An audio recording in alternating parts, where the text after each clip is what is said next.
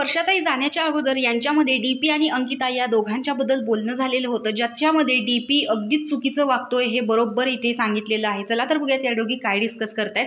तर इकडे जान्हवी म्हणते की मला ना नाही असं वाटतंय की डीपी दादा या घरात फक्त अंकिताला सांभाळण्यासाठी आलेले आहेत, कारण त्यांना काहीही बोलायला गेलं तर ते फक्त अंकिता अंकिता अंकिता अंकिता जवळच त्यांचं विश्व आहे. म्हणजे प्रत्येक वेळेस ते अंकिताला सेफ करायला बघतात. तर वर्षाताई म्हणतात की बघितलंच ना, ब्रेकफास्टच्या वेळेस मी सांगत होते अगोदरच करा. तर डीपी सांगतोय की अरे आम्ही ज्या वेळेस आम्हाला टाइम मिळेल त्यावेळेस आम्ही करणार, बघू झालं तर ठीक आहे. म्हणजे जो मुद्दा करेक्ट आहे ठीक आहे, परंतु लांब उभारून बोल ना, आमचं आम्ही दोघीजण बघून घेऊ, तुझं तू लांब हो.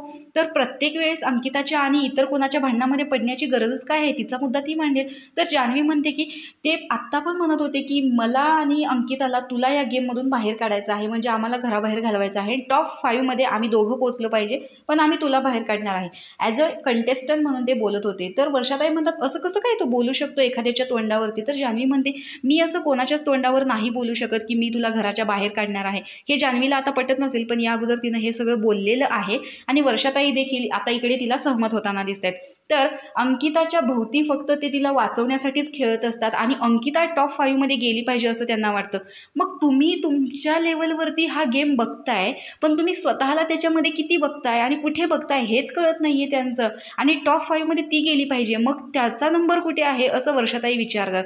तर ती सांगते की प्रत्येक वेळेस त्यांना ट्रॉफी पण अंकितालाच द्यायची असणार आहे, कारण ज्यावेळेस अंकितावरती कोणीतरी भांडायला जातं त्यावेळेस ते मध्येच येऊन बोलतात आणि तिला वाचवण्याचा प्रयत्न करतात, तिचा मुद्दा मांडूच देत नाहीत. मग तिला असं वाटतं की अरे यार मी करते ते सगळंच बरोबर आहे, माझं काहीच चुकत नाहीये, आणि हा तिला पाठीशी घालत असतो. तर अशा प्रकारे अंकिताचा गेमच कळत नाही आणि डीपी दादा इथे कशासाठी आलेले आहेत हे त्यांनाच माहीत नाहीये, त्यामुळे आपल्याला देखील ते कन्फ्यूज करतायत असं इकडं जान्हवीचं म्हणणं आहे. तर वर्षाताई म्हणतात की मग कशाला एवढं जीवाचं रान करून खेळायचं, मग माघार घे म्हणावं त्याला.